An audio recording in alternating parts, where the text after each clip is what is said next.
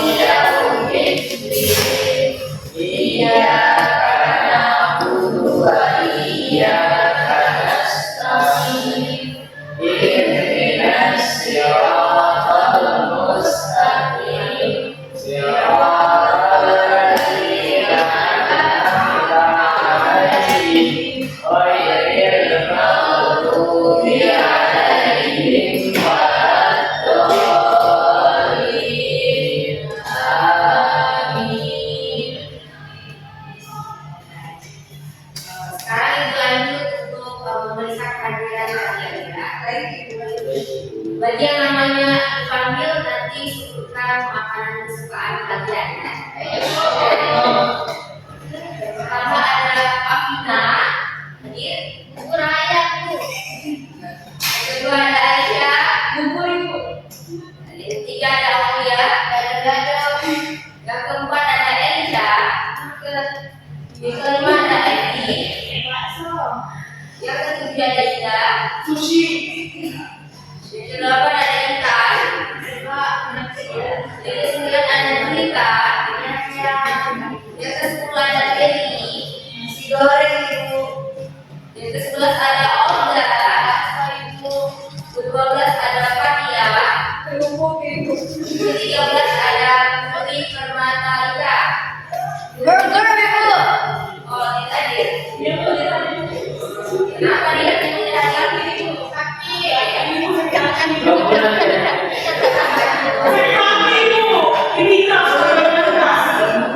Selanjutnya ada Triwan dari Moto.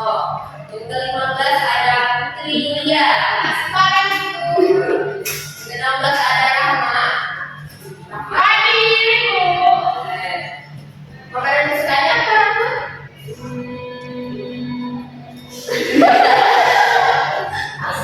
Bakso Ibu. Oh iya. Yang ke-17 ada Esa, Nasi goreng.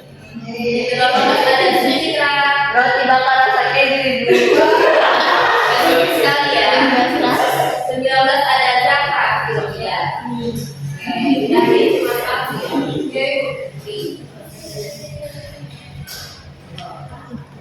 Alhamdulillah kita bertemu lagi pada mata pelajaran bahasa Indonesia dan berharap bahwa semuanya menerima pelajaran hari ini. Nah, agar kalian lebih bersemangat lagi, Ibu akan memulai dengan lesson itu lebih dahulu. Kalau Ibu bilang hai, kalian jawab halo. Kalau Ibu bilang halo, kalian jawab hai. Oke? Hai anak-anak. Halo. Halo anak-anak. Hai Ibu. Halo halo hai. Hai halo. Oke, rasa kalian sudah semua ya untuk mengikuti pembelajaran hari ini. Langsung saja kita akan membahas pembelajaran hari ini mengenai teks eksposisi. Sebentar ya. Nah, sebelum itu kita harus mengetahui terlebih dahulu mengenai tujuan pembelajaran kita pada hari ini agar kita mampu memahami maupun mengidentifikasi baik itu strukturnya maupun kaidah berdasarkan dari teks eksposisi ini. Nah, sebelum itu anak-anak Ibu ada yang tahu mengenai artikel, apakah pernah membacanya di media online maupun media offline? Saya Ibu. Nah, oke, kepada Aisyah ya. Artikel tentang melestarikan lingkungan hidup Ibu. Ya, betul. Nah, yang disebutkan Aisyah itu merupakan salah satu bentuk dari teks eksposisi. Oke, Ibu sini sudah memiliki video mengenai contoh dari teks eksposisi. Benar ya? Apakah sudah nampak?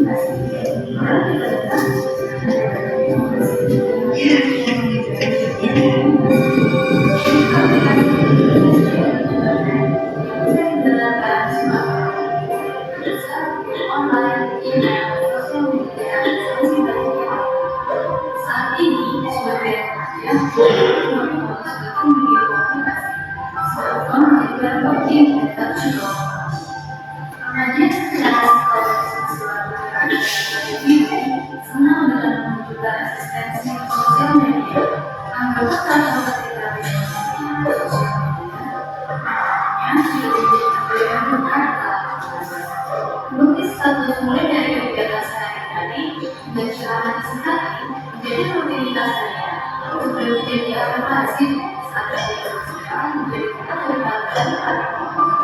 Saat ini menjadi kata saya selanjutnya dalam bulannya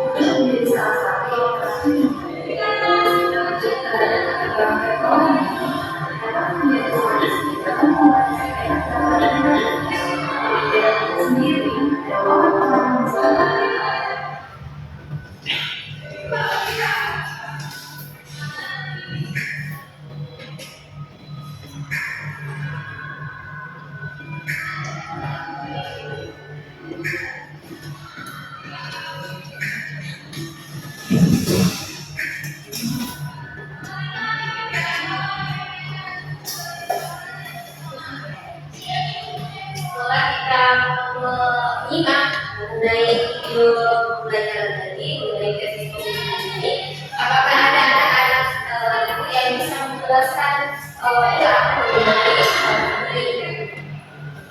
Ya, Saya Ibu. kepada dari silakan.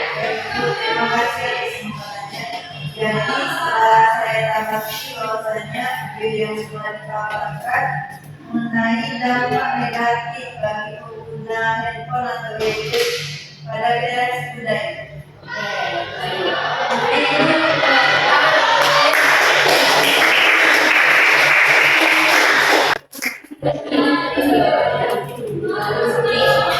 Sudah memiliki materi untuk pembelajaran kita hari ini. Di sini kita masuk mengenai pengertian dari teks eksposisi. Apa sih pengertian dari teks eksposisi? Di sini ada yang bisa menjelaskan mengenai pengertian dari teks eksposisi? Ya, ada yang bisa? Kepada Yulia, silakan. Jadi, teks eksposisi adalah satu jenis pengembangan paragraf yang isinya bertujuan untuk menjelaskan, memberitahu, mengatakan atau menerangkan sesuatu kepada pembaca dengan gaya penulisan yang singkat, padat, dan akurat.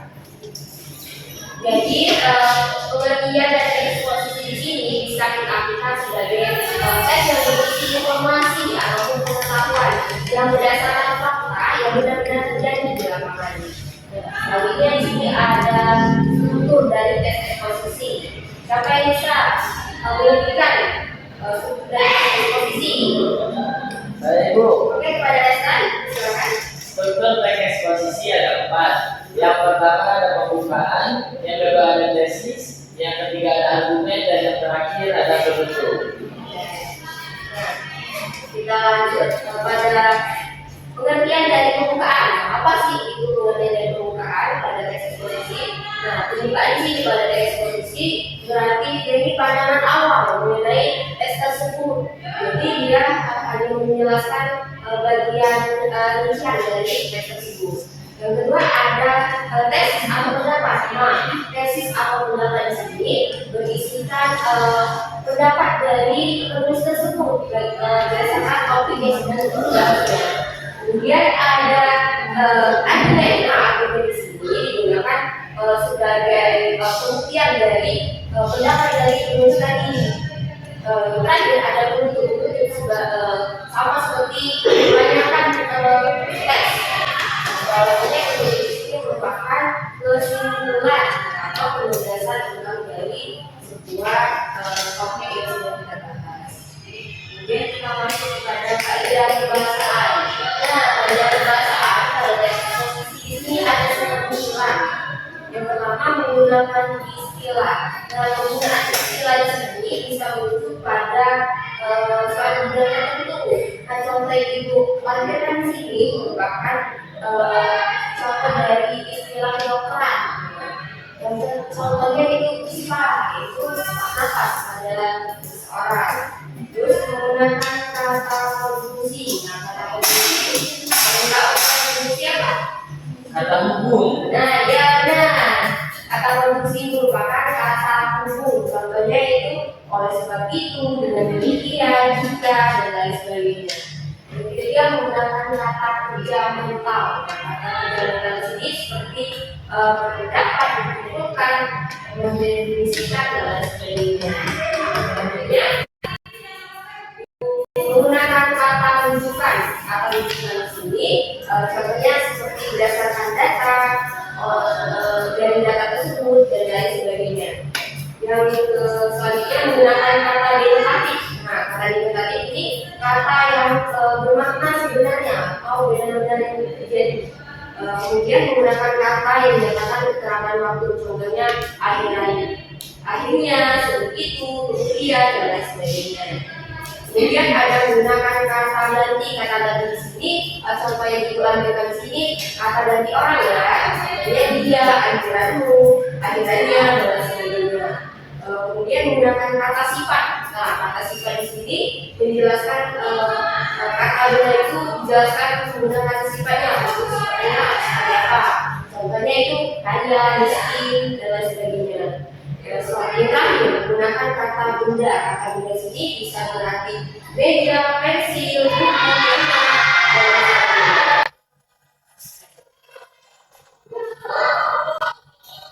Apakah ada yang bisa menjelaskan apa yang telah kita pelajari tadi? Tidak ada? Oke. Setelah kita menyimak pemaparan materi tadi, di sini agar pengetahuan kalian tidak sampai di sini saja, Ibu akan membagikan LKPD. LKPD ini akan dikerjakan oleh kelompok kecil. Nah, kelompok kecil di sini terdiri dari 3 kelompok yang bisa kalian bagi berdasarkan barisannya. Barisan aja ya. Barisan pertama kelompok pertama, barisan kedua kelompok kedua, barisan ketiga kelompok ketiga. Oke, langsung Ibu bagikan saja.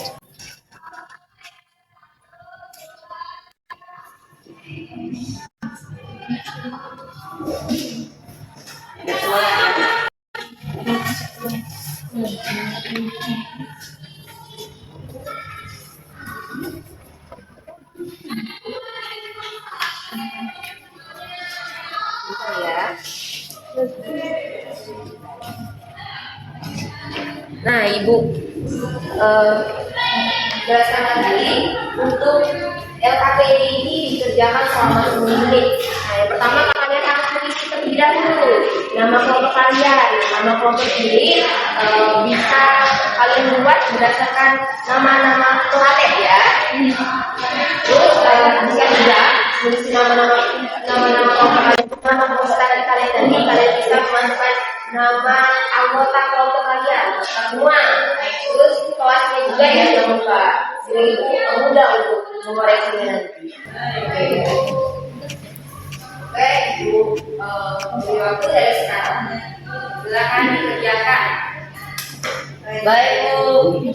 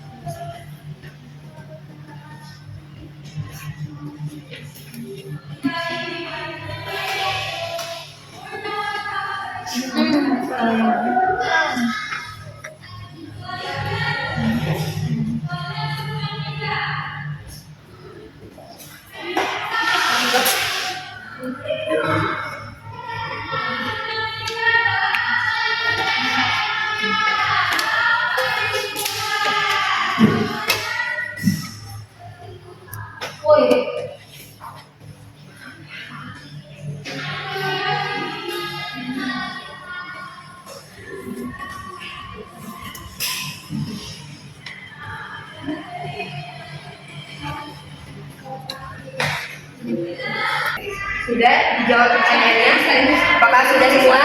Belum, Ibu. Silakan dikerjakan ya. Jika ada yang kesulitan bisa tanyakan langsung pada dia. Lu yang gimana? Nomor 2. Ibu nomor 2 gimana Ibu? Ya, itu. Ya. Iya. Oh, dibaca semuanya berarti. Iya. Ya. Itu Indah main HP aja.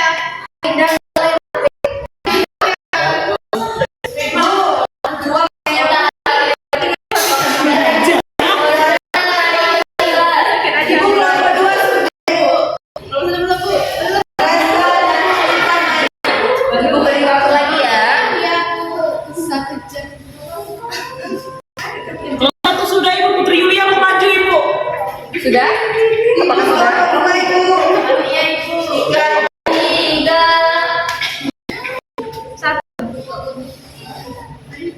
Ibu kalau salah Jika semuanya sudah semua kan? Baiklah, Ibu minta kepada masing-masing perwakilan kelompok untuk maju ke depan. Ya, Olga, Ibu Olga. kelompok satu siapa? Putri Yulia Ibu. Putri Yulia Ibu. Ayo Alia, maju ke depan. Kelompok dua siapa? Siapa? Zara. Ya, Zara maju ke depan. Siapa?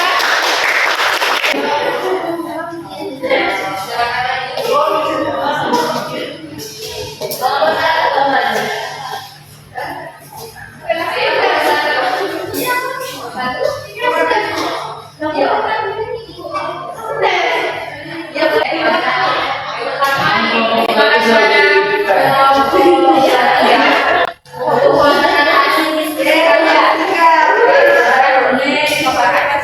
Baiklah, saya Citra sebagai perwakilan dari kelompok tiga akan membacakan hasil diskusi dari kami. Jadi yang pertanyaan pertama itu tentulah struktur teks kemacetan dan masa depan kota, kemudian tuliskan struktur teksnya secara berkelompok.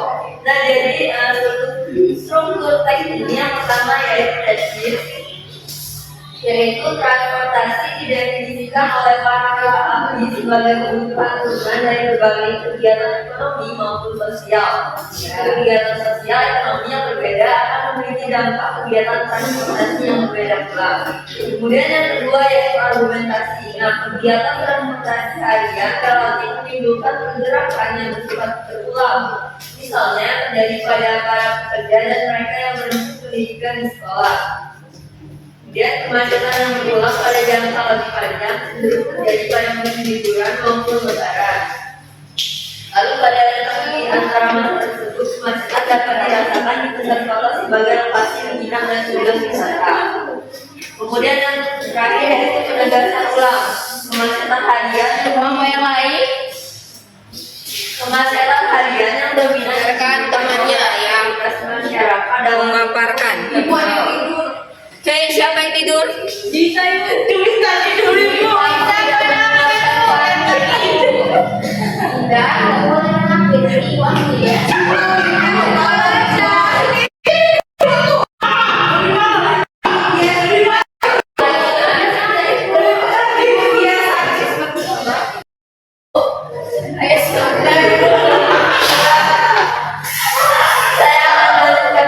Bagian terakhir nah, kemacetan harian yang dominan ditimbulkan oleh aktivitas masyarakat dalam lingkup internal.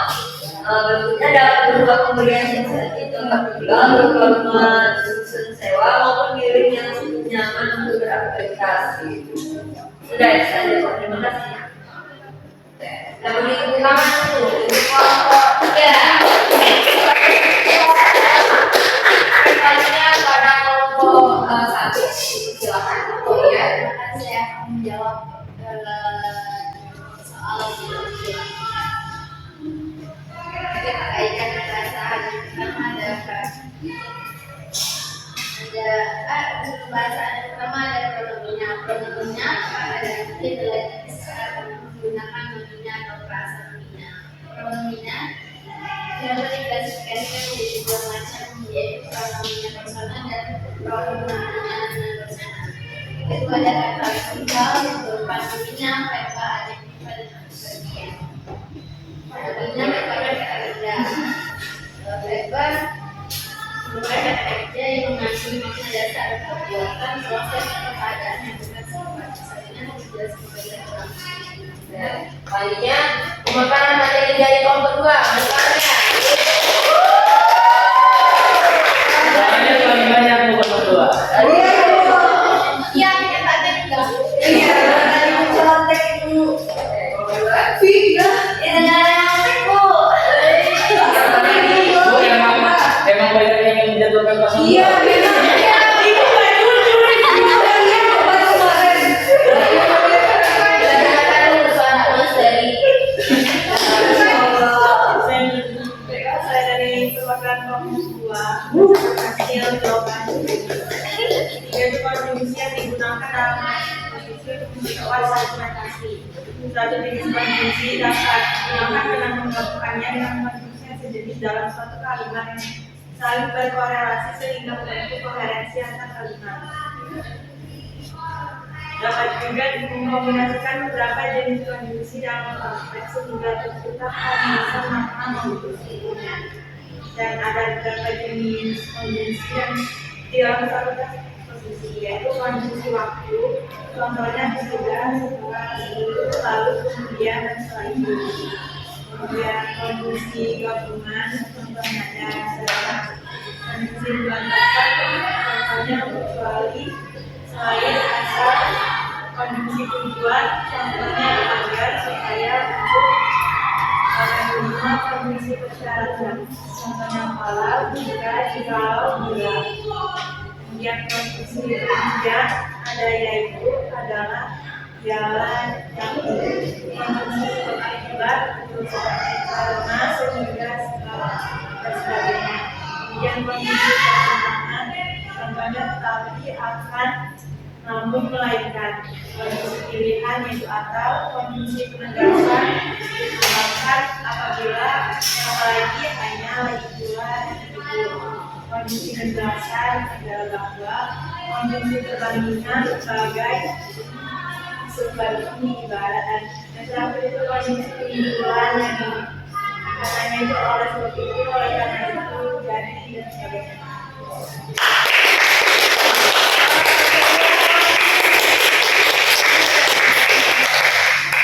Terima kasih kepada kelompok 1, kelompok 2, dan kelompok 3. Hasil diskusi kalian sudah baik. Silakan duduk. Terima kasih ya. Sama-sama. Oke.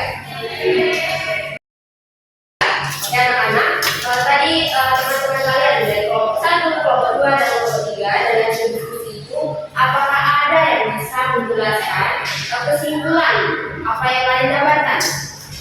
Jika ada yang bisa nanti kasih hadiah loh. Saya Bu. Si Citra, bagian Jadi diskusi yang telah dilakukan tadi mengenai kemacetan dan masa depan kota kami dan kami dapat memahami tutur dan kaidah kebahasaannya yang ada di dalam teks tersebut itu. Beri keterangan dulu. Ini ada sebuah buku. Nanti kalian dari awal. Bukunya ya.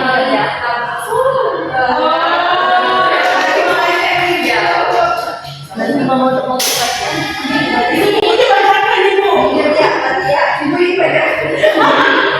Waduh, ibu gak tahu.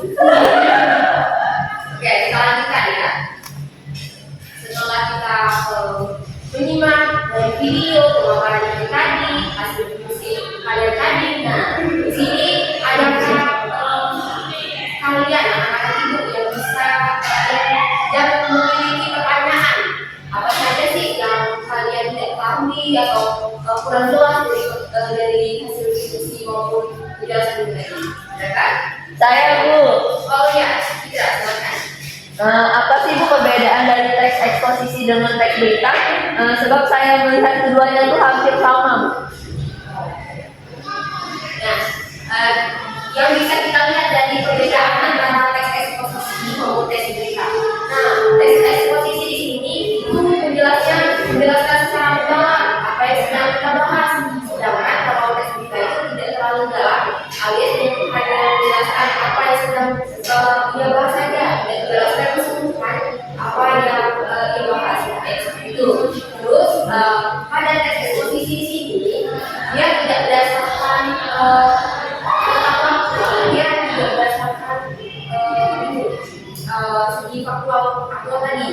Dia tidak berdasarkan waktu, jadi dia bebas menjelaskan apa yang ingin dia maksudkan. Sedangkan pada teks berita itu berujuk pada hal yang sedang hangatnya masyarakat. Jadi apa yang sedang hangat masyarakat itu juga yang kita. Nah, biasanya seperti itu sih kita. Bapak sudah bisa dimengerti kita. Sudah bisa dimengerti. Terima kasih Bu. Oke, terima kasih. Apakah ada yang ingin bertanya lagi mengenai apa yang kita bahas tadi? Tidak ada ya Ibu.